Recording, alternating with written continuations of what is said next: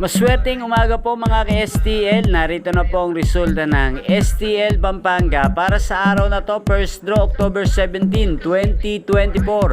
Araw ng Huwebes. Naway ang mga natayan nyo pong mga numero kanina ay manalo nawa ngayong umagang ito 11 AM. Kaya kunin nyo na po yung mga tickets. Narito na po ang resulta. Para po sa STL Pampanga, first draw result 11 AM, ang mga numerong nanalo 22 at 13 in exact order. Sa lahat po ng tumaya kanina para sa first draw ng 22 at 13, congrats po sa inyo, panalo po kayo.